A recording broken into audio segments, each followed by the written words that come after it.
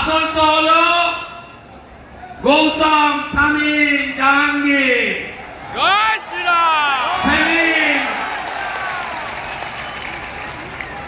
আমি কাল শোভনদেব চ্যাটার্জিকে বলেছি, মাননীয়,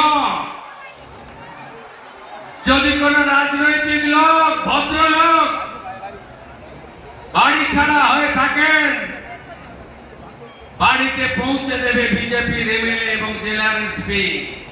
কিন্তু শর্ত আছে। কি শর্ত? 2021 57 জন বিজেপি কি খুন করেছিলেন ভোটের দিন, ভোটের পরের দিন। 2রা মে 2021 ভারতবর্ষের মানচিত্রে কালো দিন।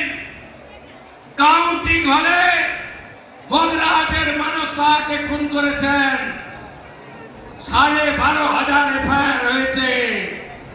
ওই এফআইআর যদি অভিযুক্ত কেউ বাড়ি ছাড়া হয়ে থাকেন, তাকে বাড়িতে ঢোকাবো না, চুলের মুঠি ধরে জেলে ঢোকাবো। বন্ধু, 1,10,000 কর্মী ঘর ছাড়া, 355টা সেন্টার। মাননীয় ভাইপো বাবু, কালকে প্রপার্টির লিস্ট আনলাম কলকাতা কর্পোরেশন থেকে। আপনার লিপস এন্ড বাউন্স 24টা প্রপার্টি কলকাতায়, আমতলায় প্রাসাদের মতো অফিস। কতজন ঘর ছাড়া আছে দেখান না আমাকে। কি করেছেন আপনারা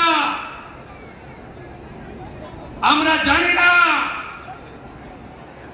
পুলিশকে ব্যবহার করে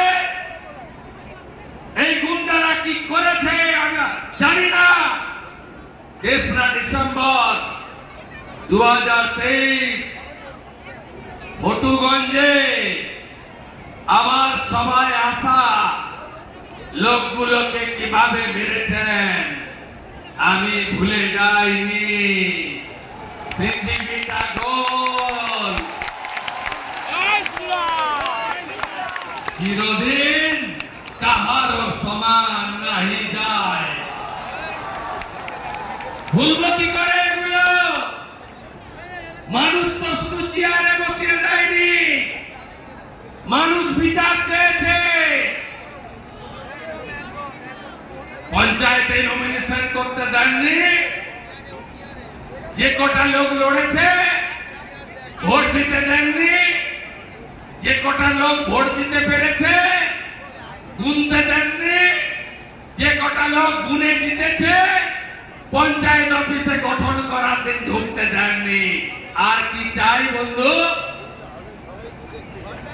পুলিশকে বলেছে খাতা পেন নিয়ে কাল থেকে বসুন।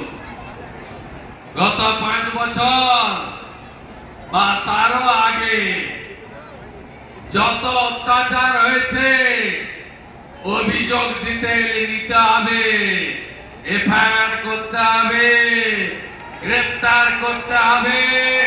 কোন গুন্ডা বাড়িতে থাকবে না। পুলিশকে বলেছে প্রধানমন্ত্রী আবাস